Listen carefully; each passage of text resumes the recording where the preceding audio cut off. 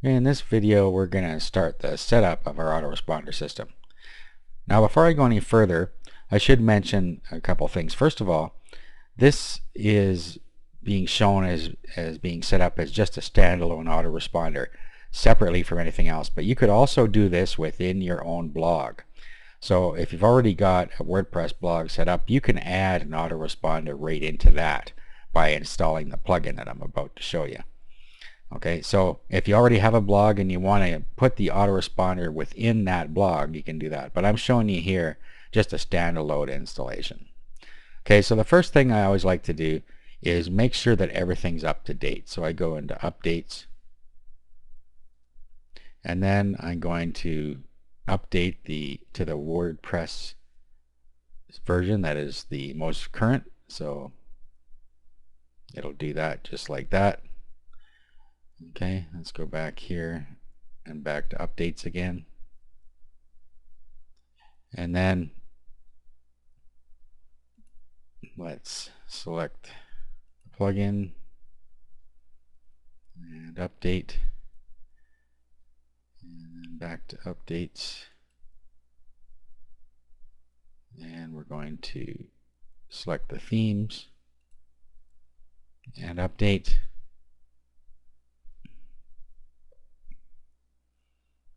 Okay, and now we're starting with everything up to date. Now that we've done that, you can never go back to Fantastico and do anything with this blog again. You could uninstall it from there, but don't try and update it from there. Now the next thing we're going to do is take the footprint for Fantastico out of the directory that this is in. Okay, so we can do that either from our cPanel using the file manager, or we can do it using a FTP client like FileZilla. I'll just show you using FileZilla. FileZilla is a free FTP client you can download, and with that you can upload and download files to your server. You can rename them, delete them, and so on. So let's open up FileZilla here. Okay, so this is FileZilla. On the left side here, this is the files that are on your computer, so you can navigate on this side to where your files are that you want to upload if you're doing an upload. On the right, this is going to be where your server will appear. So to get to your server, you type in your domain name under host here and the username and password of your hosting account. There's also a site manager, and if you use a site manager, all your domains can be stored in there, and then you can just click on them to connect. Okay, so I'm going to connect up. Okay, so there's my autoresponder directory where I've installed this. Now what you want to do is this one that says fantversion.php. Let's delete that. Just hit the delete key and get rid of it. Okay, now it has gotten rid of the footprint that Fantastico can leave in there. Okay, and that's all there is to it. Okay, now what we want to do is install our essential plugins here. So well, first of all, even though this is an autoresponder site, you still are going to want to do a proper home page. Okay, so let's do that first. Let's go back to dashboard and let's go into posts, all posts. Let's trash this, and pages, all pages, and trash this. Now, just to reiterate, I'm using this as a standalone autoresponder. If you're doing this on your blog, of course, you don't have to do this step. Okay, so I'm going to add new now, a new page, and then I would do something here talking about my company name, and then I'm going to put a opt-in form on here a little later. Okay, so about and your company name here.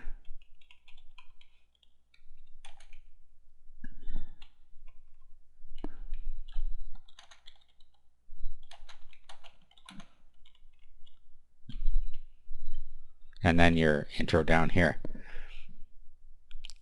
Okay, now up here you have screen options and discussion. Let's turn discussion on here so we can see, and then let's turn off the allow comments and allow trackbacks. Let's publish, Okay, now we want to go to settings, and then we want to go to reading. We want to set this to a static page, and the front page is going to be the one we just built. Okay, very simple. And then we're going to go to discussion, and we're going to turn off the discussion. So attempt to notify blogs, allow link notifications, allow people to post comments. Turn that all off for your standalone autoresponder. Okay, so once again, I'm going to say it. If you're using your own blog, you don't have to do any of this. And that'll be the last time I'm going to remind you of that. Okay, we're talking about standalone autoresponder built on WordPress in this video series. Okay, so there we go. And we'll save the changes. Okay, so really, we have our simple site set up here. And you could go and change the theme if you want, or anything else you want to do, but I'm not going to. That's good enough for my autoresponder site. So let's go back here. Let's go to plugins, and we're going to go add new. And then what we want to do is search for a certain plugin. Okay, and the plugin we want is called WP Responder. So we're going to search the plugins. No, that's not quite right. Okay, so we want to search for WP Autoresponder. So let's search. And here we are. WP Autoresponder and Newsletter plugin. So we're going to install that. And activate.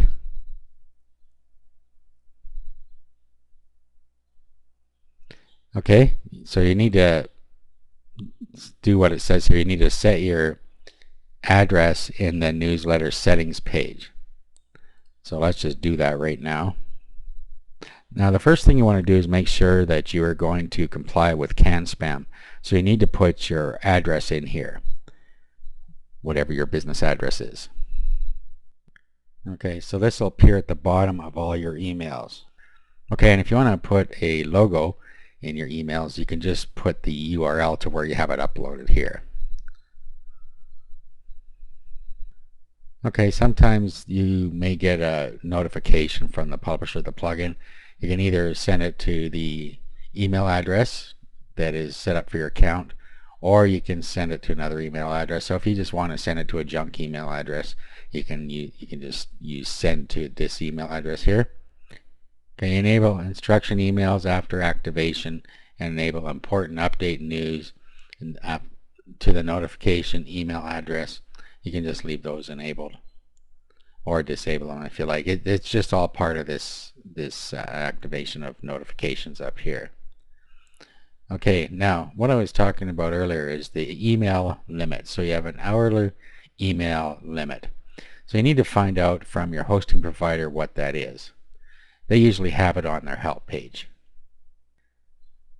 But using HostGator, the maximum you can send out hourly from your whole account is 500.